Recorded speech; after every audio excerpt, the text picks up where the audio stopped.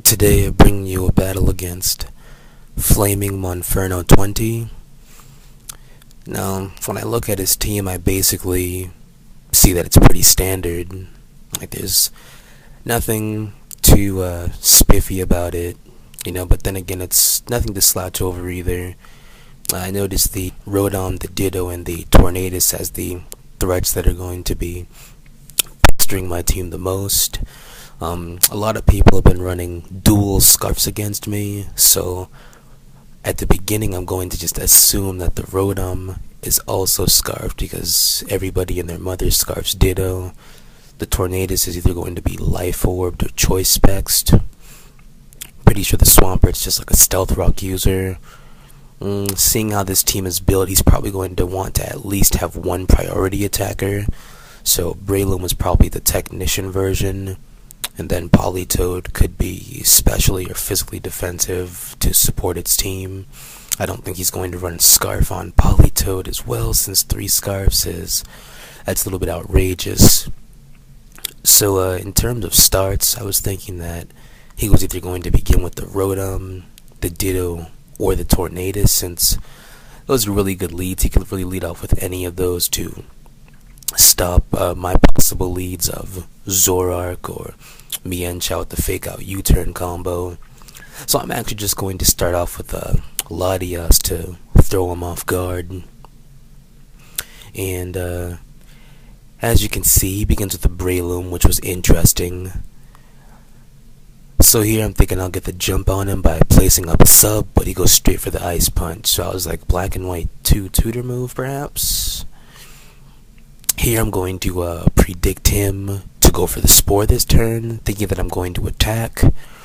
But here I'm just going to go for the substitute yet again. Now here I suspected him to have the Paris Song. I'm just going to go for the Calm Mind anyway, since I should at least be able to get one critical hit off something or major damage off something before turn hits 0. So here he's going to withdraw into a Swampert. I thought he'd go for the Protect, so I'm just going to go for the Calm Mind again, trying not to waste any turns. And here I was thinking that he could have possibly had Roar, so I'm just going to go straight for the Dragon Pulse. Battle I had not too long ago, I got roared out from trying to set up behind a sub, so yep, I'm glad that I just attacked because he did have the Roar. Here I thought that he would switch out, wanting to save his physical wall Swampert, but instead he stays in, so it's fine. He's just going to get up Stealth Rocks, which isn't too big of a deal right now since I have a lot of momentum going on him. Here I'm just going to go straight for the Dragon Pulse. Didn't want to go for the Side Shock, and then he might possibly survive and get a Roar or an Ice Beam off or something of that sort. He's going to send in the Tornadus. Since Tornadus max speed is faster than Latias, I'm just going to send in the Ferrothorn, knowing that he would most likely U-turn out, and he's going to take a heaping ton of residual damage. That's like 40% of its health, and now he's going to send in the Breloom, who I thought would go for the Spore, so I just stay in. And he is also going to take like 40% residual damage, so Rocky Helmet's really helping me out here. He's going to go for the Mach Punch again, which I thought he would go for the Spore that turn. There's really no point of switching out Ferrothorn from this point, so Breloom lost about 80% of its life just from residual damage, and now I'm just going to have the Mienshao fake him out to prevent his Breloom from Mach Punching one more time. So here he sends in the Tornadus yet again, and I'm just going to stay in. I predicted him to go for the U-turn, so I was going for the U-turn of my own, but I guess he just figures if he switches in one more time, Stealth Rock will destroy him. So here he makes an extremely critical prediction. He predicted me to go for the U-turn, but instead I go for the Cross Poison, so that was an extremely good play on his part, because now I'm going to have to take massive damage, and Jenny's going to fall basically, since I'm Choice Band locked into a Cross Poison, which won't quite take him out. And of course the recoil damage isn't going to take out his Transformer, so he's going to be able to Brave Bird and destroy my Zoroark, who I pretty much sacrificed since I don't really need it from this point of the battle, since I'm thinking that it's good game from here. You know, he still has the Tornadus, which outspeeds everything on my team, and he was just going to send in Polly.